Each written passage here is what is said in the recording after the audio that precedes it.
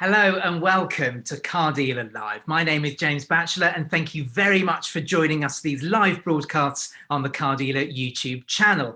Now, this is our 100th show, amazingly. We've been creating these shows since the start of lockdown and their popularity has really surprised us. So thank you very much for being here for the ride. Now, as this is our 100th show, it gives me great pleasure to say we're tackling a very big issue because this show follows on from a major survey carried out by What Car on behalf of us that shows that 70% of car buyers have never bought a car from a woman. We are very proud to be able to team up with What Car on this issue, and you can read more about it on our website. Now, joining me now is Rachael Prasher, the Managing Director of Haymarket Automotive, publisher of What Car, and Julia Muir, founder of the Automotive 30% Club, a movement designed to fill at least 30% of all of automotive leadership positions with women by 2030. Hello, Rachael and Julia. A real treat to have you on. Good morning. Hello.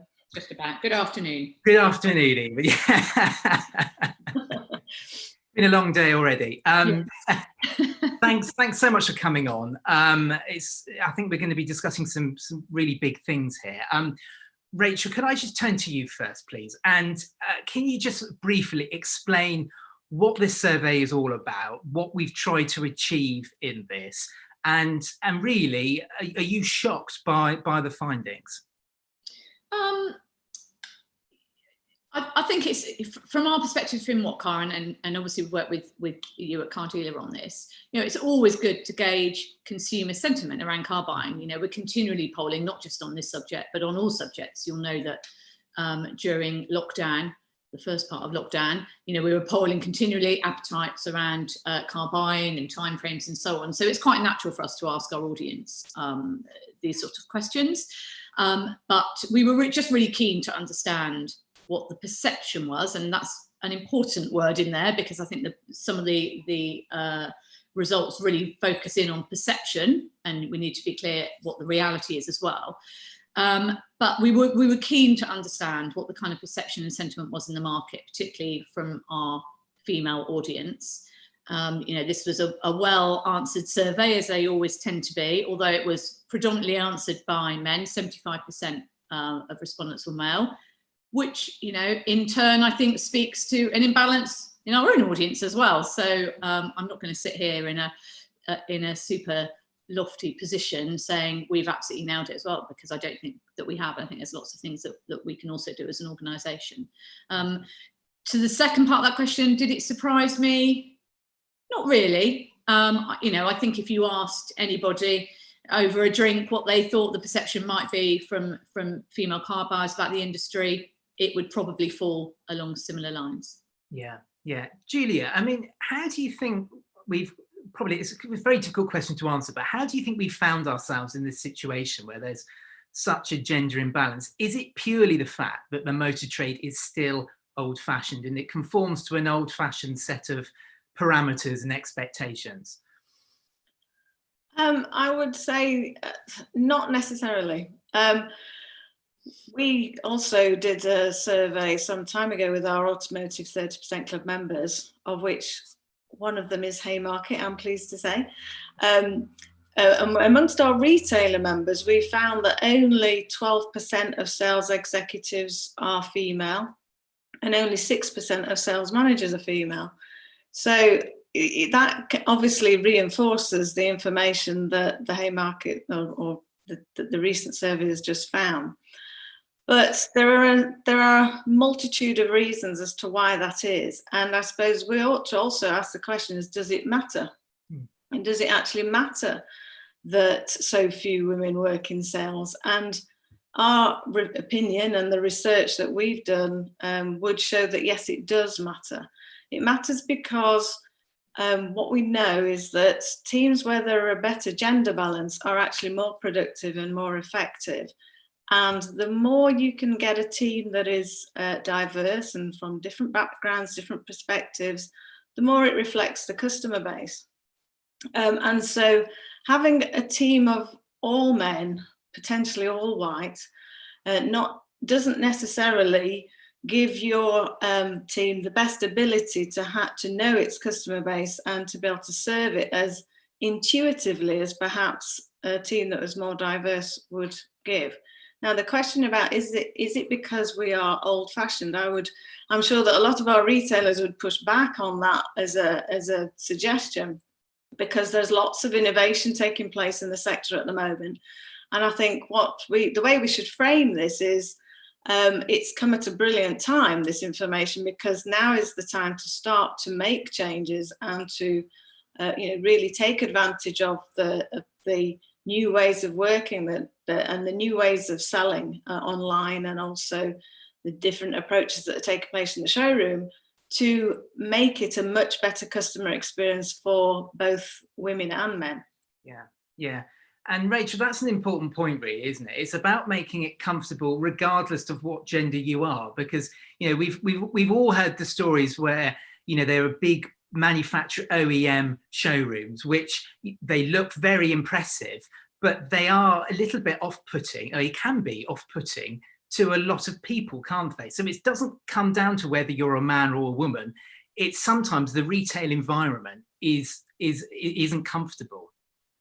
Yeah, I think that's true. And, again, I come back to this point around perception. I think, one of the challenges, this came out in the panel debate last week in Autocar's Great Women in the British Car Industry. Yeah. It's a mouthful. Is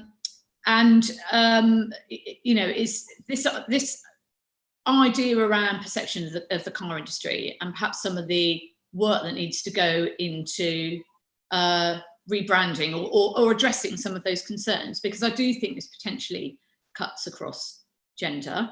It is exacerbated by female experience, and actually of all the stats that came out of the survey, the one that I think worried me most, so we asked a question specifically around whether or not, in fact, I'll pull up the exact question so I don't misquote it, whether or not you felt that there was gender. So do you think any aspects of car retailing are inherently sexist rather than imbalanced from a gender perspective? And that was designed to tease out whether or not this was just a gender imbalance issue, or whether or not there was actual sexism.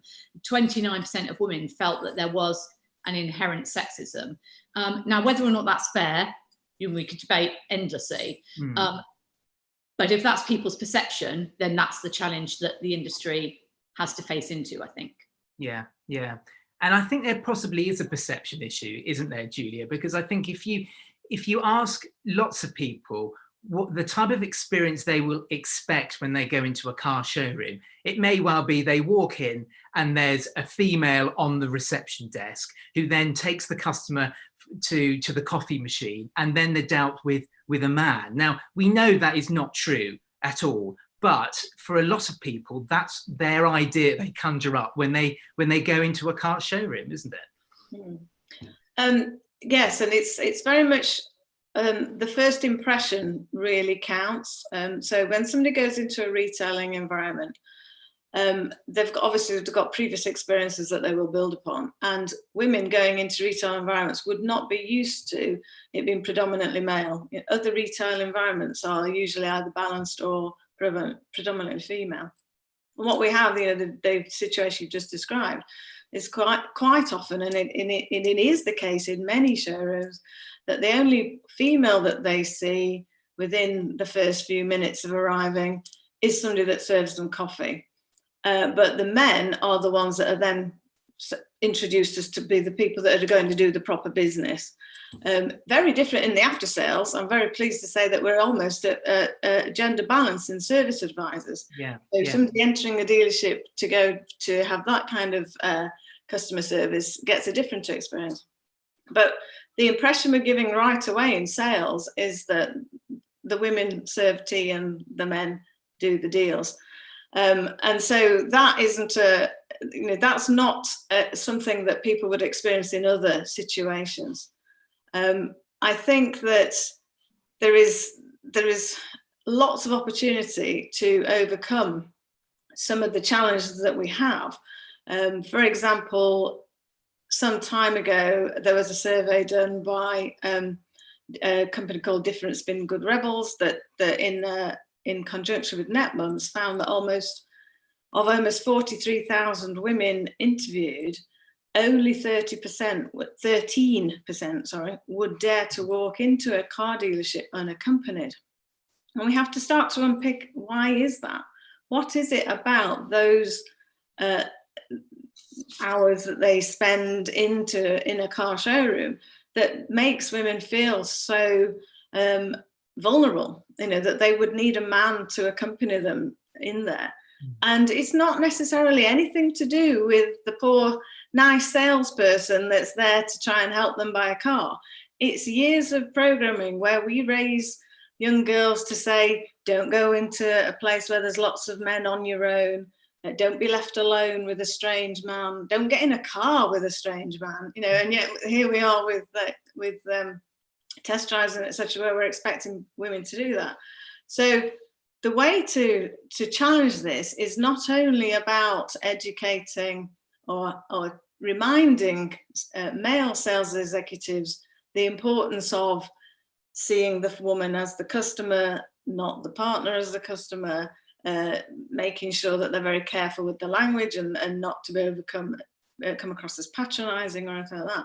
It is also just creating an environment where it would appear that there are women that can thrive in that environment. So making sure that there are women that are visible, and that we talk about our sector as being, aiming for gender balance, that we do have role models like the ones that Haymarket and Autocar have celebrated this year, to try and shift this perception that we are just men, just selling cars in a patronizing way. It's not true in many of our retailers, and we need to work hard to make sure that everyone's aware of that. Yeah. Julie, do you think this is a problem that's more inherent to the world of new cars as opposed to used cars, or do you think it's a problem throughout the industry? By problem, how are you framing the problem? Well, not problem. Sales executives. But it's perhaps an observation that perhaps in a new car environment, those stereotypes of particular job roles are perhaps more prevalent than they could be in the used car sector. No, I would say it's definitely also the case in the used car sector. Yeah. We are aware that there are many of the kind of independent used car retailers who are trying very hard to get gender balanced sales teams. We have a number of them in our club. There is a general understanding that it doesn't make sense to not be able to attract women to do a job for you that is a well-paid, a job that we respect in our profession. There is a sense of, well, why is that? Why can't we attract women to do this job? And how can we, once we get them, can we make sure we retain them? And so there are a number of good ideas and things that our members are putting in place, such as being careful about the language that's used on job adverts. Quite a lot of adverts with relation to selling in the industry are very kind of macho. The words in them are literally gendered and are therefore more attractive to a certain profile of person than to another. It's also about where you place the adverts. It's about how hard you go out to try and find different talent pools and new skills, as well as creating an environment both in used and new car sales that can enable women to thrive as well as men. And by tackling those issues, you actually open up the door to a broader spectrum of male applicants as well. Yeah. Rachael, we've seen during lockdown, for example, that most dealers have had to communicate with customers on the internet or by the phone. So this idea of people seeing perhaps a gender imbalance physically in a showroom perhaps doesn't happen quite so often. It is true though that during lockdown, customers they are perhaps more knowledgeable than ever before, aren't they? Because they've been able to do their research before actually making the actual purchase, aren't they? I mean, your research has found that in many of your insight reports. Yeah, absolutely. And I think that will help enormously. I can't remember the statistics off the top of my head, but we did a survey a couple of weeks ago which talked about the point at which consumers would then look to engage with dealers. And obviously I'm not talking women specifically here. And it's much, much later in the process than perhaps it has been in the past. It's been exacerbated, as you say, by lockdown. But it's edging towards the high 80s, who would a percentage of consumers who only begin to engage when they absolutely know what they want to buy. Now, that's, I don't think that's problematic, because I think actually that presents opportunity to be super efficient in dealership. If you know that the customer that's coming through your door has clear intent to buy, fantastic. But it does mean, we have to adjust to different ways of working. So I do think that has made it less intimidating for people, whatever, regardless of gender. And actually a lot of the easy wins, some of which, Julia has mentioned there, cut across the gender in terms of how people feel about entering a car dealership. And I know I keep saying this word perception, but I think so much of it is about perception rather than reality. My experience, and I've been buying my own cars for many, many years, is not, I haven't got that experience. Maybe I'm a slightly more confident buyer, I don't know. But I think there are easy wins around just behaviour generally in dealerships. Don't huddle in groups. Make sure you engage with, don't leave them hanging around waiting. Certainly don't huddle in groups of blokes. Think about the imagery you're using in a dealership as well. So, even if you haven't got women working in your dealership in any great number, think about the imagery you're using in that dealership when you've got people in that imagery. So lots of kind of easy wins around that. And then obviously you've got the much tougher task of trying to attract female talent into the industry, which is obviously what the 30% Club is designed to do, and equally Great British Women aims to do in celebrating that talent. That's tougher. No one denies that. If you've got a relatively small number of women applying, then you've got a much smaller talent pool from which to draw. And that, when I mentioned that idea of marketing and branding exercise, I think that's where, to tackle that bigger issue, there's a lot of work that can be done there. The NFDA have done a brilliant job with Drive My Career, trying to attract talent in. There are lots of initiatives, but clearly there is still a lot of work to be done. Yeah. Rachel, do you think the sales process needs to change as well? Because many people feel as though when they go into a showroom, they're going to be actively sold, and perhaps sold something which they didn't necessarily want. Whereas, especially it's been catalysed by lockdown, people have had to communicate a different route via online, phone, etc., live chat. The customer is perhaps better qualified already. So perhaps the sales process needs to change a little bit by asking more questions. It's finding out more about the customer to give them the right sales experience and the right product at the end of the day, as opposed to actively selling the whole time.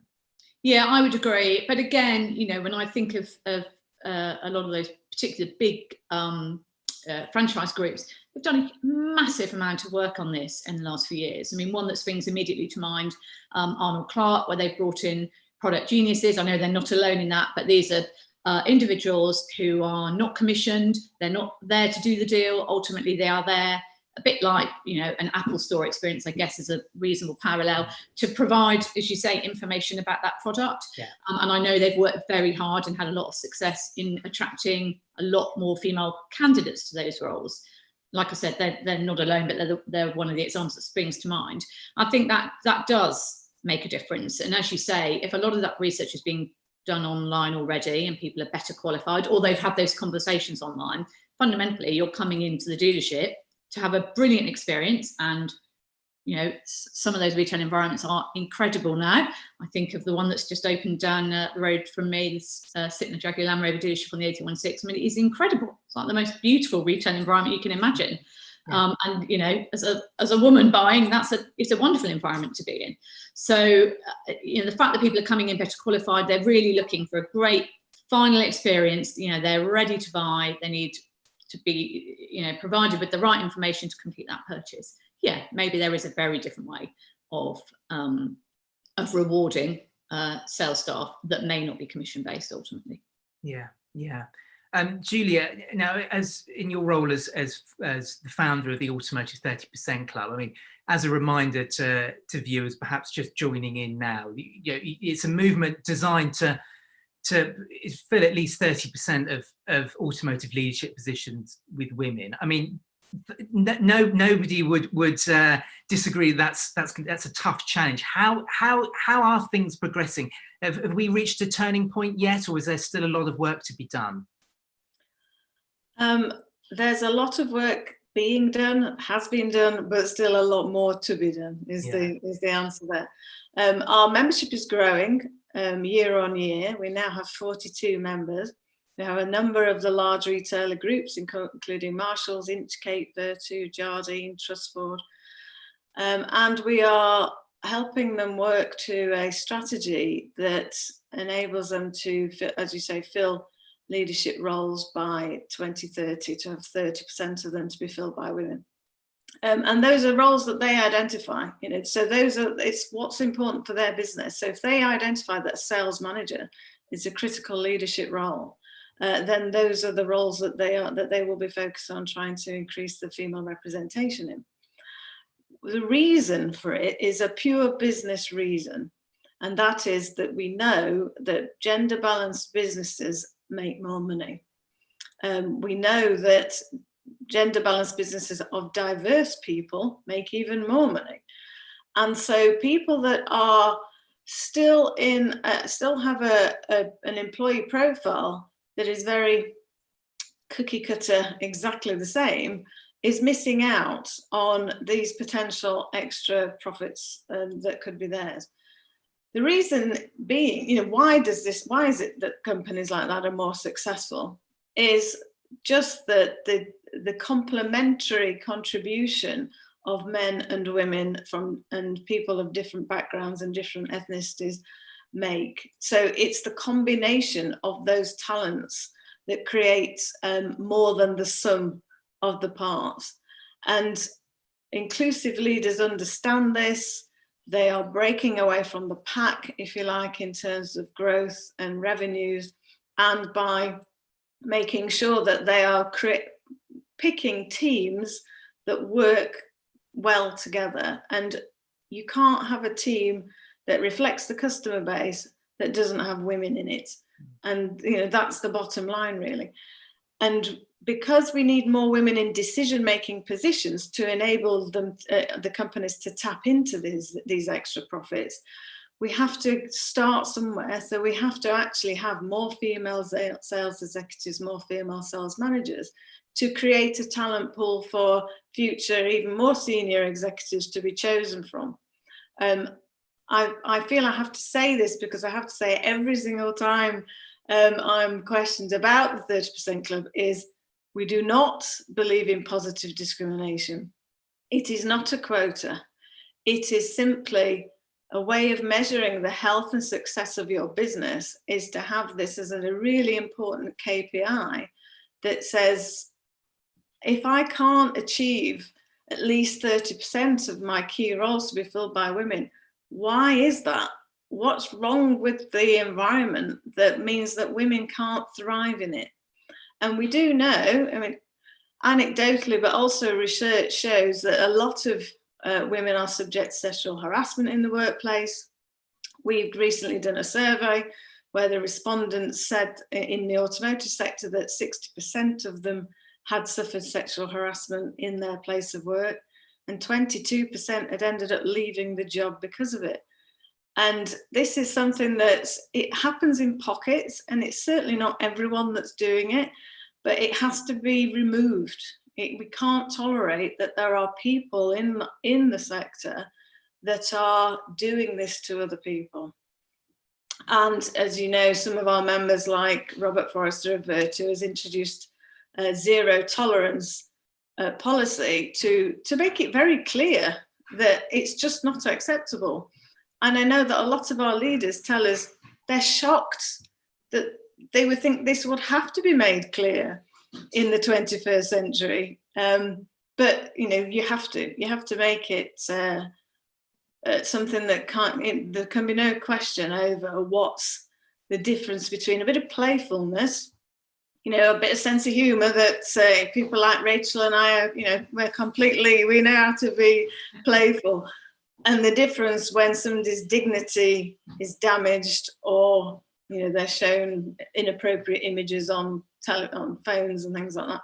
So there is so much that has been done. There's some great work being done by our members. It's great to have this this research done by Haymarket, and also the great work that they're doing as well with the awards ceremony. I'm not going to say the words because I'll get them in the wrong order. I can't get them right. Yeah, but there is so much more to do, and you know, I think what's great about the campaign is that we're collaborating. You know, we're big businesses, you know, very important CEOs are happy to share the same room, happy to go on webinar discussions and try to solve a problem that will help the sector as a whole create a much better image for itself, and one that reflects really where we are now in the 21st century. Yeah. Well, I think we're going to have to leave it there, I'm afraid, Julia and Rachel. I do feel as though we've only scratched at the surface here, and I hope it's something that we can return to very soon, because I mean, even just the survey today has just highlighted, you know, there is a lot to talk about here, and it's probably not getting the airtime that it should do. So hopefully we can return to it. But once again, thank you so much for coming on, the pair of you, and hopefully it's been useful for you as well. So thanks for coming on. Thanks for the invite. Thank you. So we'll be back on Wednesday, and same time, 12 o'clock. We're going to be talking about used car values with Kazana. So do feel free to join in with that. If you'd like to be involved in the Car Dealer Live just like this one, please do email me, james.batchelor@blackpoolmedia.co.uk, or my colleague, James Baggett. He's available at james@blackpoolmedia.co.uk. But until Wednesday, thank you very much for watching, and bye-bye.